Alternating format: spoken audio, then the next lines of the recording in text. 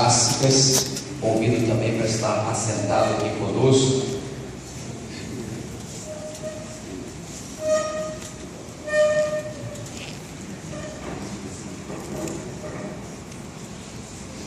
Pastor Acir também, por favor, para se sentar à mesa aqui conosco, para a gente compor esse momento de debate. Queridos, quem já fez a sua pergunta aí? Quem já anotou, por favor? Tem alguém aí? Ninguém? Já tem alguém?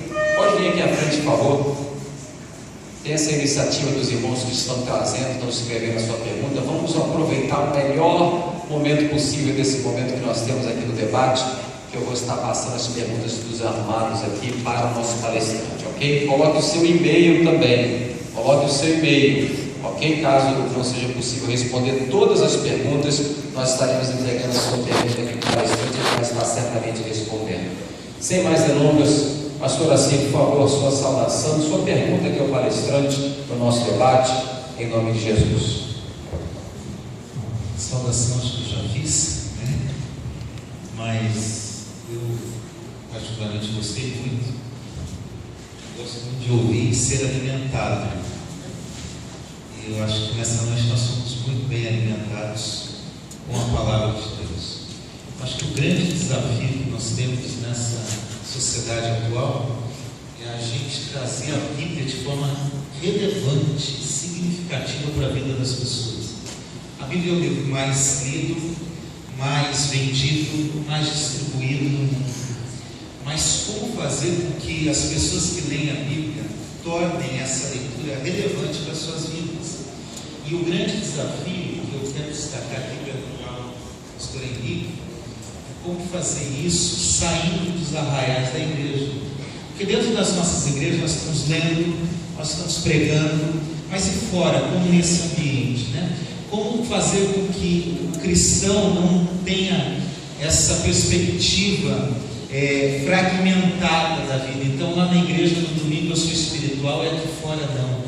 E tratando-se de futuro da humanidade, como fazer com que a Bíblia de fato, a partir das nossas vivências no dia a dia, chegue com relevância à nossa sociedade que está passando por essa crise pós-moderna.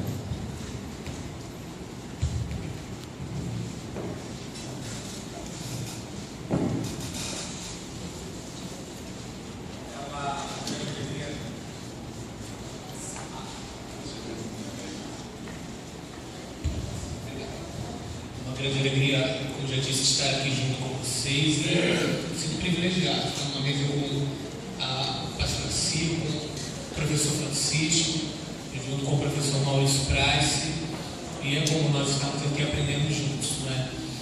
Quando a gente pensa na relevância, é um grande desafio e um dos mais solicitados, chegou até ser tema de um dos seminários bíblicos que já houve aqui anteriormente sobre a relevância da Bíblia na pós-modernidade, não é?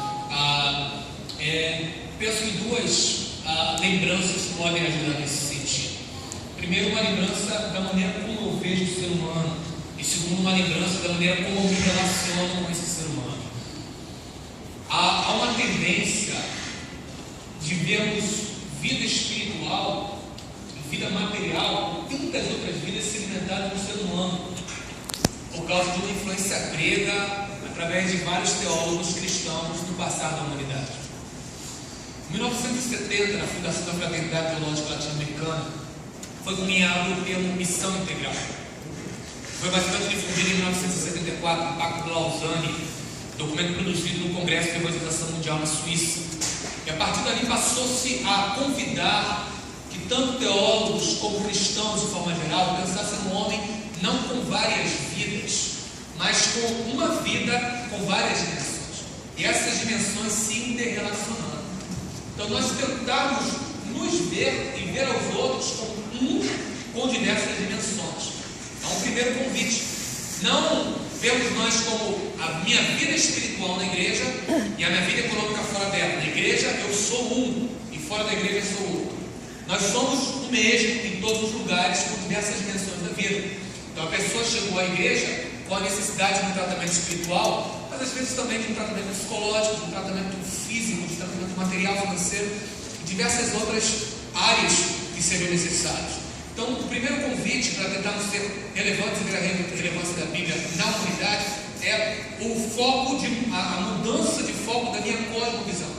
Eu me ver como um ser com várias dimensões, que estou lidando com alguém com várias dimensões.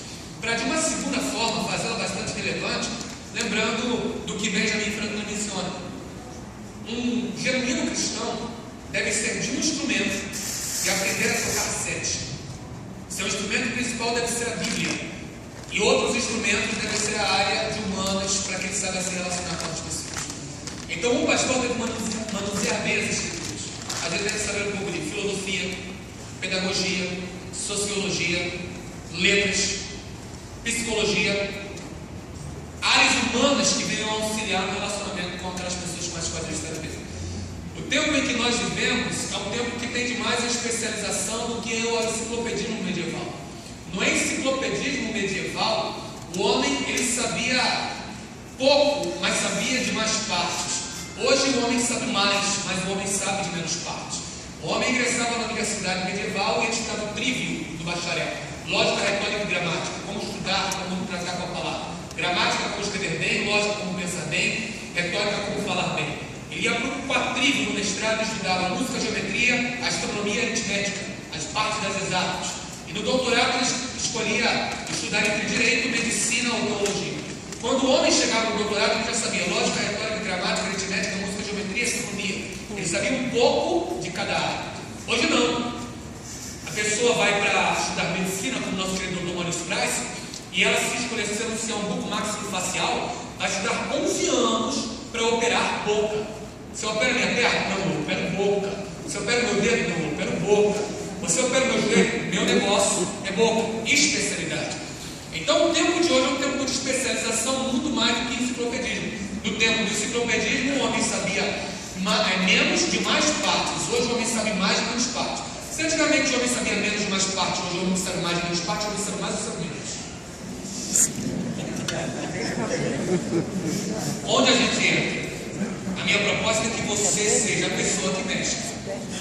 Como Benjamin Franklin falou, domine uma área, dialogue com outras sete, a fim de que, lendo a escritura, quando você for trabalhar, por exemplo, com parte de letras, lembre-se do tronco indo-europeu, hipotético, mas lembre também das possibilidades de Babel, que existe uma possibilidade de você ter algumas questões linguísticas envolvidas a partir daí. Você lê Juízes 14, 6, lembre que por causa de um fonema, vários homens foram mortos. Quando no Val, eles poderiam mencionar Chibolete ou Cibolete, e por causa do Si ou do Chi, alguns eram mortos. Quando você for estudar, por exemplo, teorias, como teorias de Austin, teorias dos atos de fala, em que a fala pode ser um ato, lembre-se de Hebreus, quando fala que pela fé entendemos que os mundos pela palavra de Deus foram formados de maneira que aquilo que se vê não foi feito o que aparentemente é. Então, de certa forma, a palavra também foi uma palavra criadora, uma palavra geradora. Quando for estudar, por exemplo, a pirâmide de Maslow, ver as necessidades básicas do homem, ver que Jesus já fala dessas necessidades básicas. Quando for estudar várias outras coisas relacionadas às ciências humanas, veja como a Bíblia já fala de antemão sobre isso. Tentar fazer esse relacionamento e mostrar como a Bíblia é relevante na contemporaneidade. Para isso, leia a Bíblia, como disse Paulo Barros, mas também tem um jornal e uma outra mão que vai te ajudar bastante. Acho que só algumas luzes podem ser usadas para que a gente tenha essa relevância da Bíblia na pós-modernidade. Maravilha, glória a Deus. Queridos, tem mais perguntas aí, por favor? Tem mais perguntas? Vamos trazendo aqui, por favor. Eu já estou aqui preparando para passar aqui para o nosso palestrante. Professor Assir, professor do Instituto de Letras, por favor, a sua saudação. Francisco, perdão. Professor Francisco, sua saudação, sua pergunta. Muito nos honra a sua presença aqui, representando aqui o nosso Instituto de Letras. Está o Cleber Pereira também, que é chefe da secretaria aqui conosco. Por favor. A casa é sua, aliás, mais sua do que minha. Obrigado, boa noite a todos. Foi professor do Henrique, né? Henrique era mais magro, eu mais novo, né? Bem mais novo. Mas o tempo passa. Pastor Henrique, havia uma frase lá que talvez eu não tenha guardado por inteiro, que dizia assim: a normatização do absurdo é absurdo, está lá. A normatização do absurdo se impõe como regra, né? Isso é uma grande verdade.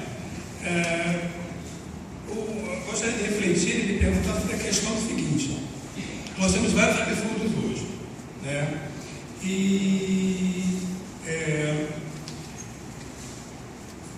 alguns absurdos nós notamos, está bem claro que eles se tornarão leis. Né? Se tornarão leis. Então nós vamos ter a lei civil brasileira e nós como cristãos temos uma outra lei, que é a nossa lei moral, que é a Bíblia. Né? Então eu gostaria que o senhor nos falasse sobre essa questão.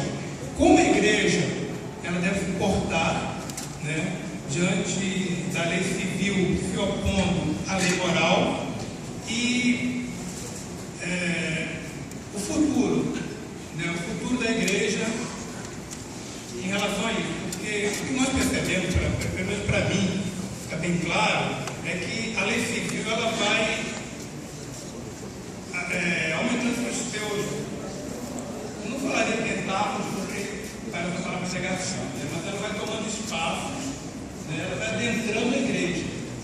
E a igreja ela vai ter que se posicionar, e nesse posicionamento dela há um preço a ser pago. Eu gostaria que o senhor falasse um pouco para a gente sobre isso. O posicionamento da igreja e o preço a ser pago no futuro, né? Quando houver a questão da lei civil versus lei moral. Irmãos, os irmãos perceberam a pergunta que foi feita aqui? Sim. Os irmãos entendem o contexto que o Brasil está vivendo hoje? Sim. É um desafio, né? Naquilo que a lei do homem conclui com a lei de Deus, nós seguimos a lei do homem. Mas quando a lei do homem ela é discrepante da lei de Deus, diametralmente oposta, nós temos que obedecer a lei de Deus. Lembra-se Pedro nesse caso, mais importa obedecer a lei de Deus do que a dos homens. Mas o problema é quando o preço é ser pago muito grande. E há, tramitando no Congresso, leis de normalização do absurdo. Mais de 500 leis, parece. Vários projetos de leis nesse sentido. Porém, Isaías adverte, há dos que decretam leis injustas. Isaías 10, leis injustas têm sido decretadas. Haverá um preço a ser pago. Esse preço pode ser apresentar alguma similaridade em Apocalipse. Apocalipse lembra em Apocalipse 13 e diz que haverá um tempo, quem tiver que ir para o cativeiro irá, quem tiver que ser morto pela espada será. A questão será até que ponto nós estaremos dispostos a pagar o preço que será necessário ser pago. Hoje ainda não se cobra talvez um preço de prisão ou um preço de vida e morte. Mas parece, como comentou o professor Francisco, e como estamos cientes que deve chegar um tempo dessa natureza. A questão é que naquilo que a lei dos homens difere da lei de Deus, devemos seguir a lei de Deus. A pergunta é, até que ponto estaremos dispostos a seguir essa lei? Será que não é disso que Paulo fala, quando fala que infelizmente haverá tempo de apostasia? É algo a nós pensarmos nessas perguntas bem colocadas pelo professor Nassi e pelo professor Francisco também. Querido, pergunta para quem está ao teu lado assim, olha para ele, olha para essa pessoa bonita, abençoada, à sua direita, à sua esquerda, pergunta para ele assim, você está preparado? Você está preparado? Queridos, prestem atenção no seguinte, o Brasil, escuta aqui, olha para cá, por favor. O Brasil caminha para um momento no seu tempo, no Kairos de Deus, em que, escute, para que nós possamos, no futuro, obedecer à lei de Deus, teremos que desobedecer algumas leis dos homens. Amém, irmãos? Estamos dispostos?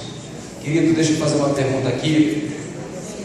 Pastor Henrique, tem um dos nossos seminaristas aqui que pergunta o seguinte: no ambiente universitário da UERJ, e aqui talvez eu estenda para outras universidades também aqui no país, no Rio e no Brasil, a grande, escuta isso aqui, hostilidade à fé cristã. A gente sabe que a universidade é um conjunto aqui de conhecimento. Tudo é permissível, menos falar de Deus. Professores e alunos em sala de aula falam desrespeitosamente e sem temor a Deus. Como, ele pergunta, como não desanimar e se posicionar diante de tudo isso? E aí, antes de passar aqui a palavra ao pastor Henrique, eu me recordo, fruto, né, de algum testemunho que a gente tem aqui na universidade. Há anos atrás, irmãos, há 15 anos atrás mais ou menos, a gente começou a fazer a obra de Deus aqui dentro da UERJ, na época que eu ainda era aluno de medicina na Faculdade de Ciências Médicas.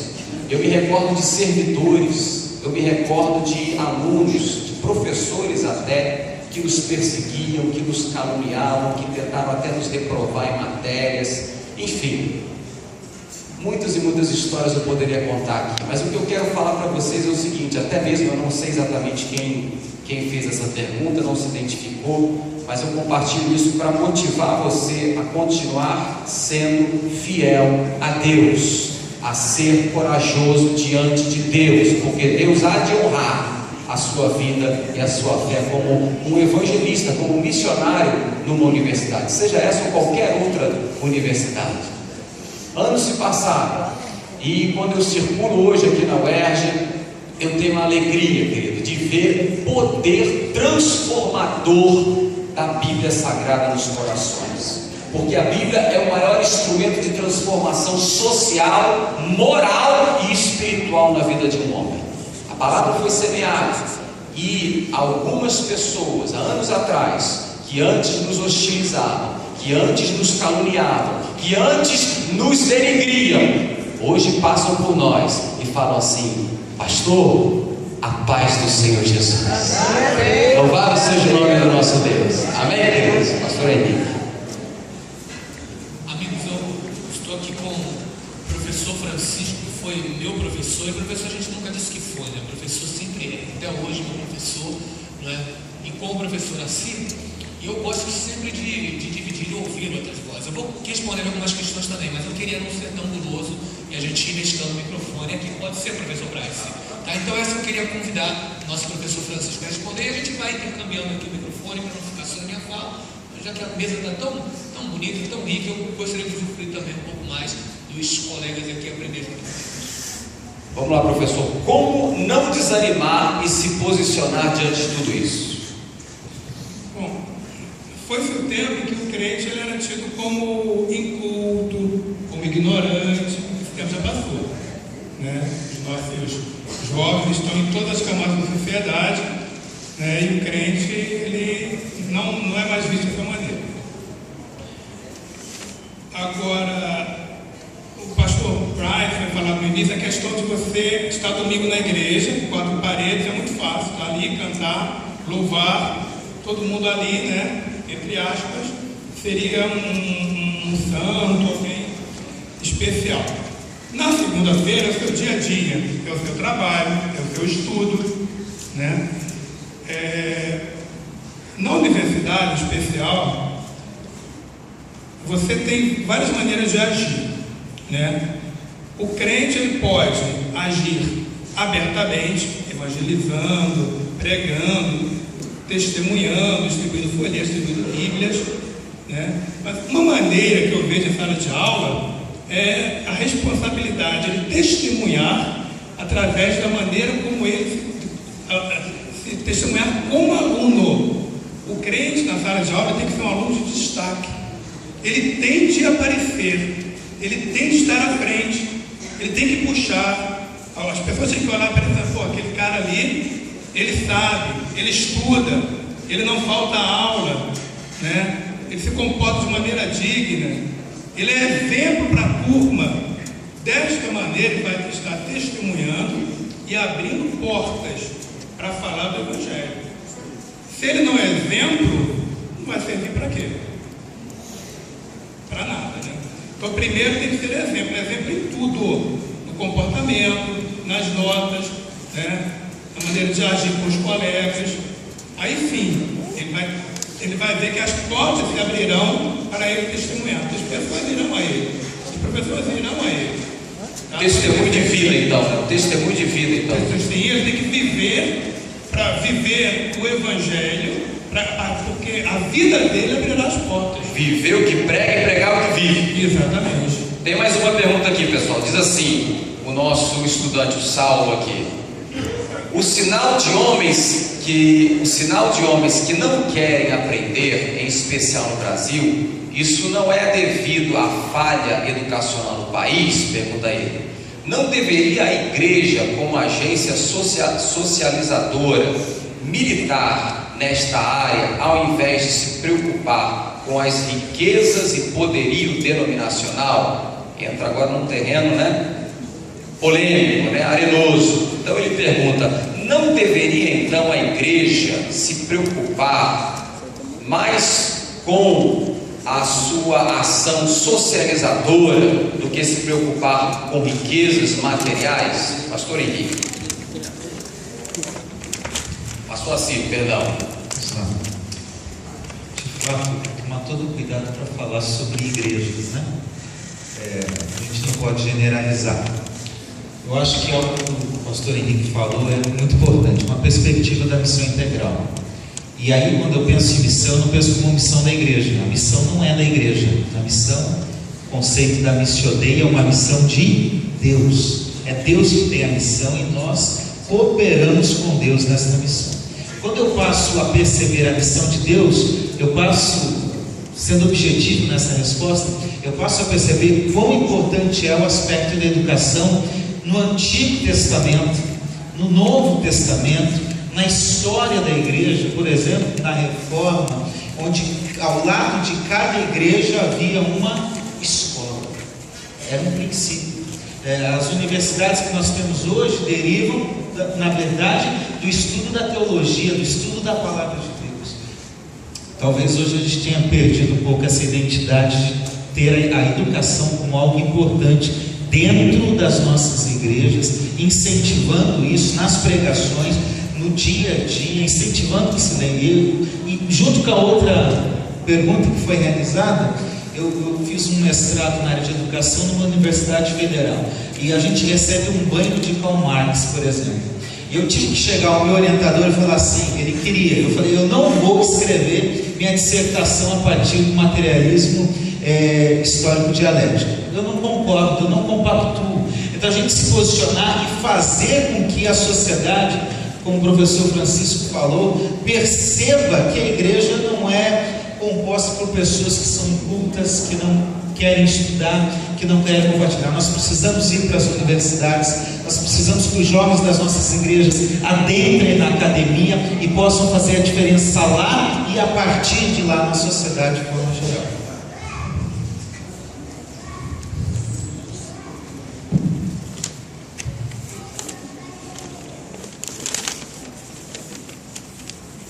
Queridos, vamos lá, olha, a última pergunta, ok? A última pergunta bem rápida. Diz assim aqui o nosso seminarista: diante do pensamento platonista de uma evidência somente de um futuro nos céus, como evidenciar esta verdade na terra com tantas visões de verdades construídas pelo cristianismo há séculos? Pastor Henrique, por favor, sua consideração breve. Logo em seguida eu já vou estar aqui convidando o coral para estar se posicionando, para nós estarmos encerrando aqui esse momento, ok? Em seguida vocês poderão pegar o certificado ali na frente. Nosso tempo já estourou, a gente precisa entregar aqui a capela em tempo hábil, mas antes o pastor Henrique vai dar a sua consideração. Característica peculiar do cristianismo é que uma verdade aprendida é uma verdade vivida. O cristianismo é uma daquelas poucas religiões, a religião na qual a verdade ela não pode ser só assimilada epistemologicamente, mas tem que ser assimilada de uma forma vivida. Quando nós olhamos Hebreus 6,15, a Escritura declara que há alguns que se afastariam tendo as virtudes do século vindouro abandonadas no seu coração. Quando a pessoa tem um conhecimento de Deus, ela não tem um conhecimento de Deus apenas na teoria, no imagético ou no pensamento. Ela tem um conhecimento, uma antecipação do céu à terra. Então, a maneira que nós podemos entender, crer ou viver o céu, diante de tantas verdades ou inverdades ou verdades relativas apresentadas, é a testificação de Deus no nosso coração. O céu existe, iremos para lá. Mas quando eu tenho um pedaço do céu reavivado no meu coração a cada dia, vou me prostrar aos pés de Jesus, louvar Jesus, amar Jesus, abraçar Jesus e viver com Jesus. Essa fogueira celestial é alimentada no meu coração dia a dia. A certeza de que o céu existe não tem como ser comprovada empiricamente, cientificamente, epistemologicamente ou nos compêndios. Mas se você se colocar uma hora de rosto em terra, adorando Jesus e amando a Ele, um pouco do pedaço do céu à terra, certamente você vai sentir, e fazendo isso todo dia, naquele dia que Ele chamar você, você vai simplesmente ir para o lugar que você já conhece tão de perto na terra, trazendo o céu à terra em nome de Jesus. Glória a Deus. A vontade que a gente tem é ficar aqui a madrugada toda, né, irmãos? Nesse banquete espiritual. Mas como não é possível, a gente conta com a ajuda de vocês para nós realizarmos muitos e muitos outros eventos impactantes aqui dentro da UERJ. Amém? Vamos ficar de pé. Obrigado, pastor.